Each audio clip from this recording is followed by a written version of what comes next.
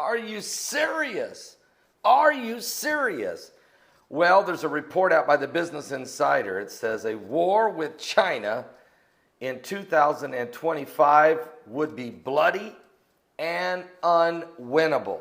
Matter of fact, the top defense strategy think tanks recently released a report that looks at the implications of a possible war between the United States and China.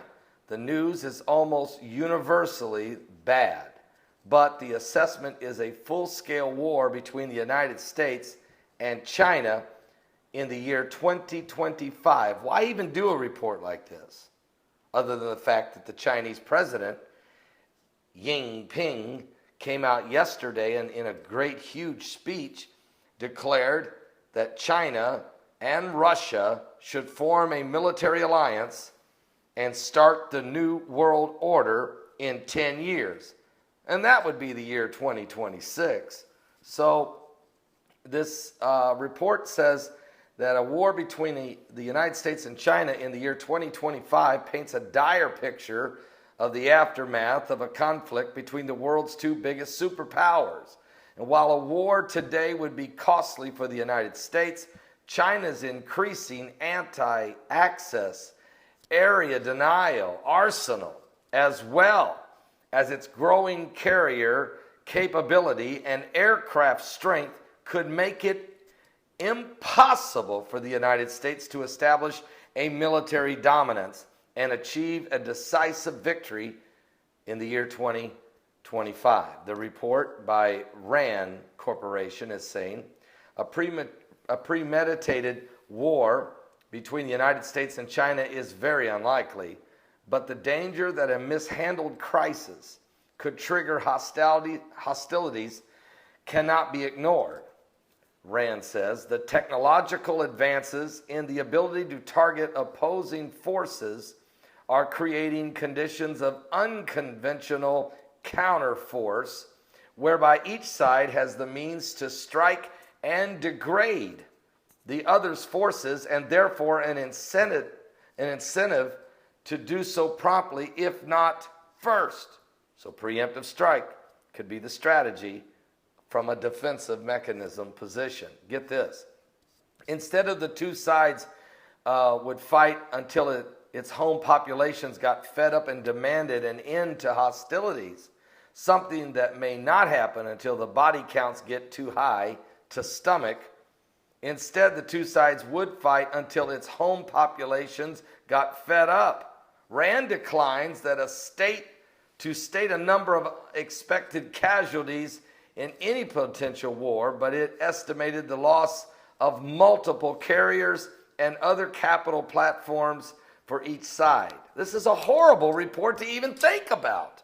Why are we even having this discussion? Because somebody is planning and plotting and trying to build a scenario so devious that the United States would go ahead and succumb way in advance. And in my book, I wrote Mark of the Beast, RFID. That's exactly the scenario that I wrote in 2012 in that book. That China and Russia would team up together and their dominance would be so powerful the United States would not fight them, but our Congress would succumb and we would hand this country over to China and to Russia, to the New World Order. As a matter of fact, our lawmakers would embrace this move because many of them would get to participate sitting on the council of the World Council of the New World Order. So that's in the book I wrote. You can check it out, guys. You can check it out. And so whenever the announcement came yesterday, I was just like saying, are you serious? Are you serious?